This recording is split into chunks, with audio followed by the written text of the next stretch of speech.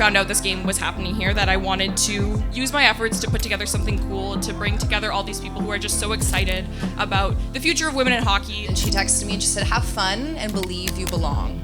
And believe you belong is a phrase that lives with me. I am not kidding. Every single time I step into the booth for an NHL game. Something so small to a player, to a league staff, to everyone in this room could happen, and a young kid could take that moment and run with it, and it could change the course of their lives. So representation matters so much. Celebrating women in sport matters, to know that there's space for everyone, and that's just a small example. Here's what I am gonna say. The rule that I've heard when you decide to plan your own event is that if you have a new season of your podcast coming out in 3 days, you're allowed to plug it, so I'm gonna do that while I tell you all about it. So if anyone isn't familiar with my podcast, I have a podcast called Chel Chit, where we talk about women in hockey all the time.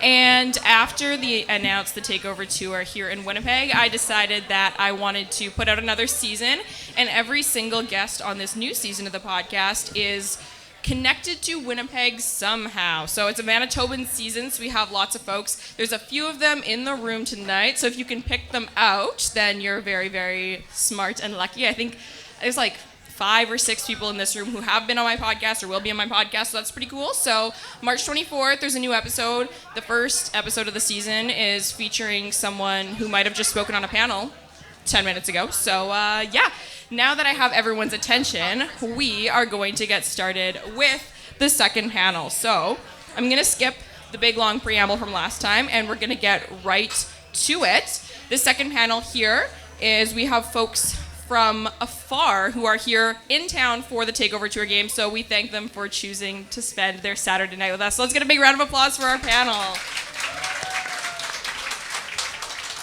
I'm going to give them a very brief introduction. So to my left, immediately, we have Kenzie Lalonde, who is the Montreal bureau reporter for TSN, as well as a play-by-play announcer. So she's going to be calling the game tomorrow. And then to her left, we have Rosa Authier. She is the manager of event operations at the PWHL, so lots of Takeover Tour business for Rosa. And then to her left, we have Amy Scheer, who is the EVP of business operations for the PWHL.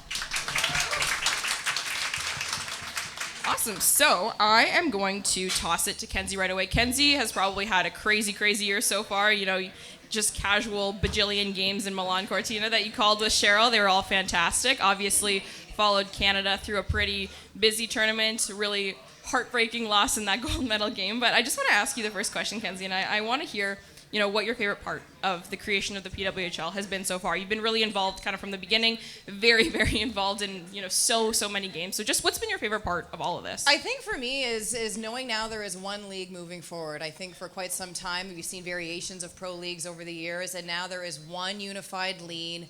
Sponsors, media, brands, athletes, there is one place to go to now, and I think that's so exciting, and you can see the momentum, and you can see that fans are ready for this. The players were ready for it. Everybody was like, okay, here we go. And there's one unified vision now. So I think big picture, that's what's so exciting. And then on a personal level for me is, like Annie, like Danielle, I grew up playing hockey as well. So I also was not on track to be a Team Canada athlete by any means. I grew up playing against players like Laura Stacey and Sarah Nurse, but by no means was going to take on that next step. And so when I hung up my skates and picked up a microphone, that passion continued. And in the role of play-by-play, I noticed that I get to be a part of the highs and lows in the moment with the players. Like if Laura Stacey misses that shot, like I feel that emotion so innately. And so to pair that passion now on a professional level and live through these athletes in a way and bring the best product forward now is in my long broadcasting career, being able to put out the best product every night is so rewarding. It's like the little girl in me is like, even though I can't be on the ice, you know, you get to be part of it in some way and bring your passion in some other capacity.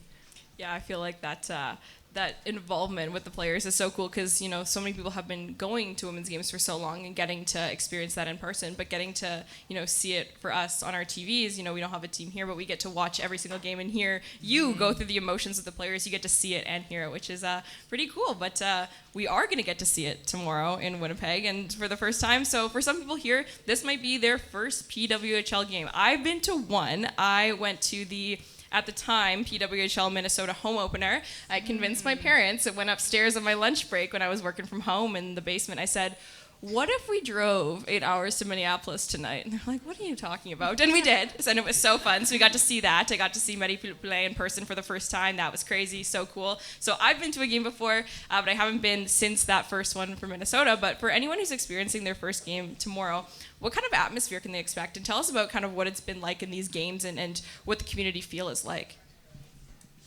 Our games are really exciting, really fun. Something we're really proud of is our games are very inclusive. Everyone is welcome, whether it's your first hockey game or you're a seasoned fan, you've been to Jets game before, you're going to have some fun and there's something for you there. Usually people are pretty surprised how fast the game is, how aggressive our players are, but just great energy, great game presentation, and you can buy some merch there as well. It's going to be so much fun. I'm really looking forward to it. It's been really awesome to be a part of it kind of since the beginning, watching from the sidelines and seeing how the league has grown so much in its first 3 years. And so, Amy, I want to ask you the next question. I want to ask you about kind of your involvement with the PWHL because you have a lot of experience with other sports leagues. And what made this opportunity so interesting to you? And why did you want to get involved with the PWHL when, you know, it first came to be? Why do I get the hard question?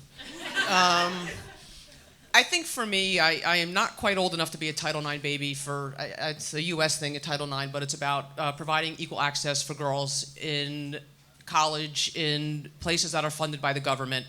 And so growing up, I did not have this opportunity. Like for me, I did not play hockey, sorry. I'm a tennis and softball player. But, you know, at the time, the idols are to look up to were, you know, maybe Dorothy Hamill, or Chris Evert, or Billie Jean King, who's one of my idols, who I now get to work with.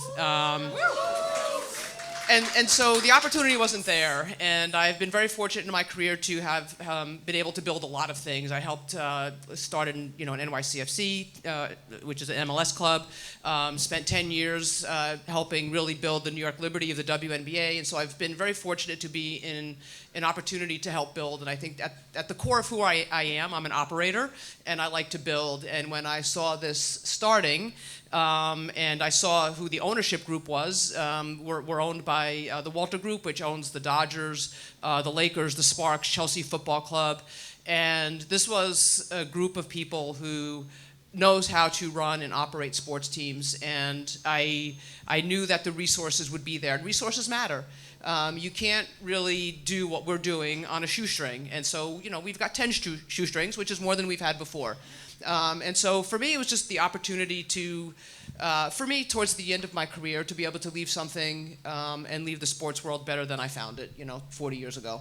Well, and you're absolutely on track to do exactly that because it's been an amazing 3 years so far, and it's only kind of going up from here. So, Kenzie, I want to ask you on the media side what that looks like, the going up from here. So obviously things have changed drastically over the first 3 years. You know, these clubs have names, we've gone through expansion. What do you think on the media side is kind of the next step? You know, we saw the huge deals in the US that got announced earlier this week, and what does that look like, do you think, on the media side? Yeah, I think when you look at the first year of the league, what made it so unique and what the league nailed was it was so accessible.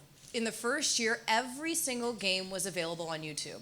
I don't know if you remember that, whether you were in Canada, you could pull up YouTube, you could be on the GO train, Danielle, and pull and live stream the game in the moment. So I think that was brilliant because it allowed, when you're growing something new, accessibility is such an important piece. And then the following year, then we start to see networks get involved more so in Canada, and still games are nationally televised. As Danielle mentioned, every network right now pretty much has a piece of the pie. On Saturdays, you can see it on CBC, TSN's on weeknight, Sportsnet's in the picture, Amazon Prime's in the picture, and now more than ever before, we're seeing more networks, and networks saying streaming streaming services as well, like in Amazon. We see Apple involved with MLS soccer as well. So naturally, an evolving stage in a pro league is to make a deal with the network and to allow those rights to be sold. And so naturally, that is a progression in pro sports. And I think you see with NHL rights being up, and in particular,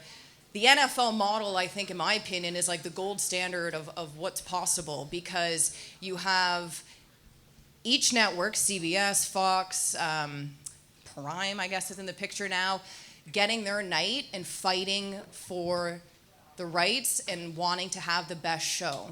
So it allows for competition. It allows the league of the NFL to make some money there. And each network is competing to have the best show. So they're willing to invest in their show, have the best talent, have the best cameras, have the best camera operators. And so it creates this healthy, competitive environment. And so that, when I look at what a model looks like, that's on a league of its own in a way, but that is a natural progression to it all. I look at our work with TSN and some of the women's hockey we've been able to cover for years, World Championships in 2007 here when it was hosted in Winnipeg, which was Cheryl's last Worlds, and I think she might bring her old jersey, so we might do a nice little throwback to that on our broadcast on tomorrow. But our Women's Worlds coverage, for an example, has the exact same amount of cameras as our World Juniors. And on TSN, the biggest show, in my opinion, really is the juniors. And to see the equivalent of the amount of cameras being put into a Women's Worlds is awesome. We see our panel on site. We have the cameraman that's on the ice at a Women's Worlds. So we see that equivalent investment, and it's really exciting and really speaks to that growth and helps the product shine. And so it's only going to get better in the coverage of the PWHL. Every year, our graphics package is amazing this year. So it's all part of being accessible and making sure the best products available for fans to tune into. Yeah, absolutely. The broadcast is such an important part of getting to experience that amazing product. And that product is something that the league puts so much effort into. So it's amazing when their partners, whether it's broadcast or sponsors or whoever, they put in that same effort. And I think a huge part of, the growth of the league has been, obviously, the expansion is something that everyone has been, talking about since we had the first year. And the second year they got their names. And then now we have, the full 8 teams. We're in West Coast and everything like that. And that takeover tour piece has been huge. And I can only imagine a broadcasting and logistical and sponsorship and everything just like chaos central, but it's amazing to see that, that product getting the coverage in so many different markets. So Rosa, I want to ask you about that takeover tour and kind of just obviously a huge part of your role, and just talk us through what the takeover tour is like, and when you go to a new city, what you learn from the cities you go to, and what experience you're trying to bring to local women's hockey fans. So for those who are not familiar with the Takeover Tour, there are neutral site games that we run across the United States and Canada. We have 16 this year. So when we look for Takeover Tour cities, markets, we really look for markets that can host us, but that can show up for a league. So yes, that have the infrastructures to host 2 professional women's hockey teams. So nice practice facility, a game venue. Yes, the AHL and the NHL can all do that for us, but we also need the people behind it to support that game and support really that weekend that we are trying to have. So for example, today we were at Hockey for All Center. We hosted 2 open practices, autograph sessions. We had some community clinics in the community with some minor hockey groups. So really looking for those community ties in each of the city that we're visiting. And then, as I said, on the operations side, we just need to make sure that we have a venue that's supporting us. We're really grateful we have TNSC here that's been helping us a bunch. So Takeover Tour is my favorite project that I'm working on. It's definitely a lot, but lots of fun, and we'll see where that gets us. Absolutely, and incredibly rewarding, I'm sure, because you get to come and, obviously it's something we talk about with the Winnipeg Jets sometimes, where it's like the novelty that, existed for the first 10 years of the team being here was just like through the roof, and you get to experience that novelty every single city you go to. Every single week. Yeah, and that's amazing. That's so incredible, and the players get to experience too, and it's amazing. And I think a lot of the PWHL, I'm sure, not to put words in your mouths, but has been like building a plane and flying it at the same time, right? Where it's you're kind of creating it. And so, Amy, I want to hear from you on what you've learned from other major sports leagues and, things like the NWSL and the WNBA and other women's pro sports leagues, but then other hockey leagues around the world, and how you've learned from other existing infrastructures and what you can do to, implement their successes into your league as you're building it. Well, I think at the very core of who we are, we're very different than all of those other leagues just by the way we're set up. We're a single entity. which means the Walter Group owns the league and the teams. So we're all single entity. There's no Toronto Scepter's email addresses. Every email address in our company is PWHL. So we are all one. And that allows us to operate differently. It allows us to operate more efficiently. And it means from the league level, a lot gets pushed down to the teams. When you look at any league, you will see whether it's 30 teams, 32, 16, whatever league we're talking about, every team is run differently. There's no organization or two organizations that have the same exact setup in the front office. We do. Because 80% of the team's work gets pushed down from the league, and that allows us to have 8 teams that operate at the same level, show up with the same graphics, show up with the same animation in arena, show up with the same quality video. We try to eliminate maybe where a weak link could be, or where maybe one owner is going to give a team less resource than another team. We don't have that. And when I want to do things from a league perspective, I also don't have to go out to 12 owners and ask for permission. I could just go to my boss and say, hey, this is what we're thinking, and I'll either have to make a business case or he'll be like, yeah, sure, no problem. So it also allows us to be a lot more nimble. So I think just from getting out of the gate, we're just very different than every other league, and we've made it a point to operate differently, approach the game differently. Some of our rules are different, whether it's the jailbreak rule, whether it's a no escape rule. In a shootout, a player could go as many times as they want. And so we just have approached our league from a more innovative place. So it's not that we don't look to the other leagues. Every person in our organization comes from one of those leagues or teams. So we all have that experience, lived and learned. And every day you sit at your seat, and how do you take advantage of that skill set and experience? But how do you force yourself to also put it behind you and not let it keep you within the box? And so I think it's allowed us to just, the way we're set up, to do things differently. And we challenge each other to think differently. And so this takeover tour is part of that, right? We were talking about it at our table. The smallest number of people that view your business is in arena. And that's where the takeover tour is so important for us, because you talked about it, watching on TV, buying merch, following us on social media. The smallest piece of your audience is in arena across this, global, right? We've got players from 15, 16 different countries. We had 61 Olympians. And so it's important for us to get out and to grow our sport and to grow our audience and build our audience. And this is part of that. So we just have to look at our business differently every day. Yeah, absolutely. That's such an interesting kind of dynamic that I'm sure is so interesting to move into now that you're working in this league compared to the other ones, because like you said, no one else is doing it like the PWHL, and that world of opportunity, I can only imagine, is just so ripe for the taking, which is so cool. And there are so many women in this room, and I want to pivot the conversation to talk a little bit about them, because these change makers that exist in these leagues and that get these things going, it's so important that we do what we can to build them from the ground up. And Kenzie, you were the first female play-by-play announcer in Canada to call a National Hockey League game for, the Ottawa Senators. It's incredible. And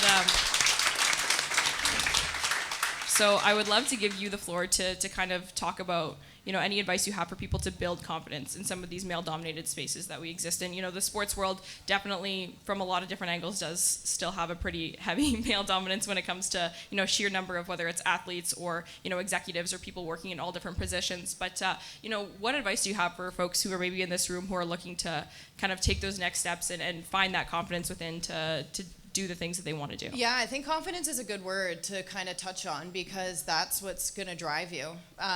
It's hard. I think you look at the space of play-by-play, this is a very male-dominated role. Where we're at right now, I think fans are getting better at normalizing a host or an analyst or a reporter, but the play-by-play space is still very unique in Canada. And so on a daily basis, I hear the feedback. I hear the noise. But to your point of confidence, I'll never forget, before that first Ottawa Senators game, they were in Toronto, so we love a good Ontario battle. And I woke up that morning and I got a text from Cassie Campbell-Pascal, who's also working with the league and captain Team Canada, of course. And she texted me and she said, "Have fun and believe you belong." And believe you belong is a phrase that lives with me. I am not kidding. Every single time I step into the booth for an NHL game, because it is still a very unique experience. And in the role of play-by-play, I've learned that the job doesn't change. It's just the names you're saying and the league in which you're covering. So I have certainly normalized it. I think I always normalized getting my head around now being in an NHL play-by-play space. But for the viewer, it's still very new. And I swear to God, and if anyone is studying or doing their master's in sports or maybe psychology, please do this. Like, I want this research done. I would love for there to be a script of a male play-by-play broadcaster and a female play-by-play broadcaster. They call the same NHL game. They say the exact same words, and just see what test room. What's that called? Yeah. Well, like, no, what's that called? Case study, but like, what's the room called? Test group. There we go. Focus group. Yeah. Haven't been part of one of those. Quantitative research. Thank you. And so I would love, it would just be a fascinating case study to see what the responses would be from the general public. And so on a daily basis, there's adversity. And I'm lucky that I have trusted in some of my male colleagues. Gordon Miller is someone I've admired for years, and we've started talking on a monthly basis now to help me through this season, because I think when you're entering a new space, there's that fun. Oh, she's the first, and then the novelty wears off, and it's like, no, this is her job now. And so we're entering that territory of now it being normalized for Ottawa Senators to turn on a game and hear my voice. And what's that like for me? So I think I have to walk in, even if on days when I am not feeling my best, or I'm not 100% prepared for that game. Maybe I'm at like a 95. I have to just fake it till I make it and get in there. And as soon as the game gets going, I get comfortable. But a lot of self-talk and believe you belong. That's a phrase I continue to repeat to myself as I enter these spaces. But finding people you can confide in and be honest with and have discussions to try and get better is really, really important. I think it's really helped me. By the way, I just want to say, too, of all the sports, hockey is the hardest play-by-play job. It is the hardest of all the sports. So it's not like you took an easy road in. You just went right into the hardest sport. Yeah, like I've done volleyball, football, basketball, cheerleading, every sport. And to your point, hockey is certainly the fastest, but it's my favorite. And I grew up in Ottawa. I'm an Ottawa Senators fan, so it's one of the most meaningful jobs I have, in addition to the PWHL, of course. Ooh, that got a laugh. Ottawa Senators fan. I do cover the Montreal Canadiens too. Yes. I'm gonna actually throw Rosa under the bus for a second here. Okay, so I was first reaching out about hoping to get some representation from the league here at this panel. I connected with a fellow who works for the PWHL named Burton Lee, and he is someone who I worked with in the first year. I was on an advisory board for the league. It was called the Fan Advisory Network, and Burton was my contact there. So the moment, I think before I even made any form of verbal reaction to the league, I emailed Burton immediately when they announced the takeover tour. I said, what can I do? I want to be involved in this. And so he put me in touch with Rosa, and he called her a star. And so he said that she's just fantastic, and he wanted to spotlight her as much as he could in this takeover tour. So I'm not going to ask you to tell us what makes you a star, but I want to get a little bit of just kind of any kind of career advice from you on your end. I know that you've had some different experiences in sport as well, education-wise, playing-wise, and now in this role with the league. But just kind of advice for folks who are in the room who have, experience in hockey, experience in other sport, or just are excited to be here, and any advice you have for them. Yeah, thanks, Burton. I don't come from hockey. I come from the rugby world, so I've never played. Grew up in Montreal, so obviously a big Habs fan, so I know what's going on the ice. I still don't feel comfortable in networking events. It doesn't come naturally to me. The only thing I try to remember is that I'm not trying to impress anyone in the room. I'm just trying to learn and be curious. And one thing I realized this year is you can network within your own organization. You don't have to go to some fancy networking event. Those suck. Yeah. But you can book some 15-minute chat with someone from another department and ask them questions. If I see Kenzie at the rink, I'm going to ask her some questions about broadcast. Not that I would ever do the play-by-play. Stats? Do you want? Yeah. See you tomorrow. Yeah. So just try and learn from others. It's teamwork. We work in sports, so it's all the same. And saying yes to all opportunities. Sometimes it's really easy to say no to things, but once you start saying yes to the little things, then bigger ones come and bigger ones arrive. And that's how I got into working for the PWHL. I started very small, and then I kept saying yes to different opportunities, worked for the PWHPA, got involved with Hockey Canada, and here I am. So just put yourself out there, be curious, and don't try to impress anyone. Just the small connections go a long way. Absolutely. I think that's one of my favorite words in the last few years has been, curiosity, where it's like, you don't necessarily have to have an immediate payoff where it's like, I want to ask this person this question because maybe they will help me meet that person and get that thing. But it's like, actually, I'm just interested in what they're doing. And, I think that can serve you really well and you can learn a lot. And so for my last question, Amy, I want to kind of give you the floor to just kind of share, you have so much experience in so many different things that you've been such a successful part of building. And so, for everyone here who wants to build, whether it's, as a fan of this league, as, a professional who wants to work in sports one day, just kind of, parting shots for everyone here who is probably leaving here feeling, extremely encouraged and wanting to, take matters into their own hands with their own careers and their own life and, make a difference in sport. Well, really not much different than Rosa said, and she is a rock star for a lot of reasons, but I don't want it to go to her head. Listen, I think if you want to work in sports, you have to be willing to really give a good chunk of your life up. Christina and I were just laughing about all the travel. I'm not home for the next month, on any weekend. My whole family was together today celebrating my older brother's birthday, and I got all the photos, and I wasn't there. So they'll put me in afterwards in some program. But so you just have to be willing to put the work in, right? You have to be willing to work nights. You have to be willing to work weekends, and you can't complain about it. No one wants to hear it. You're all in the same boat, and so you just, number one, be willing to put the work in and be okay with it. And there's definitely sacrifice with this job. I've yet to really understand why, because, we're not curing cancer, as the old saying goes. We're just providing entertainment. But we never sleep, and I looked a lot better 3 years ago. So so just be willing to sacrifice, because that's what it takes. Curious for sure. Volunteer for everything and anything, because to Rosa's point, you never know what that will turn into. And no job is too small or too big for anyone. I've sold merch at games. I have been behind the concession stand. I have given rally towels out. So you always set the example for what you want your team to be. And so just understand, when you walk in that room, you're everything to everyone. And it's really important to make sure that the people that you work with understand that you're willing to do everything and anything.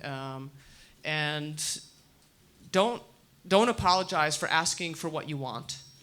All right? If you work hard, and I will say, your generation is a little bit of I want it now, I want it now, I want it now, and that's all wonderful. So did I, but it doesn't happen that way.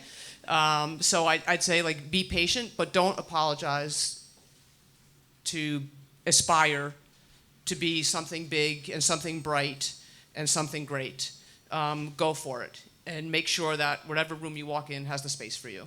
But while you're doing it, be a very good human being. Whoever's cleaning the arena, say hi. Who is ever picking up the garbage in the arena, say hi. Every single person matters, and how you show up every day and how people view you matters. So while you're trying to climb the corporate ladder, make sure, regardless of where you are in your station in life, you look at everyone, and every single person matters to putting that game on, whether you're selling a hot dog or whether you're, cleaning the ice, doesn't matter what you do. Every person is important, and that game day doesn't happen unless every single person in that arena does their job. Absolutely.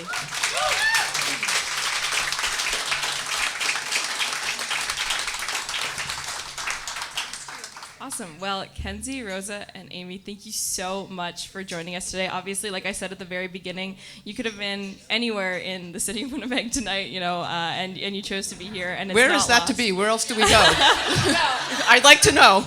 I can't tell you because I want you to be here. So, but it's not lost on any of us that you chose to be here and that you're here with all of us celebrating the game that's happening tomorrow. We're all so excited about it. So.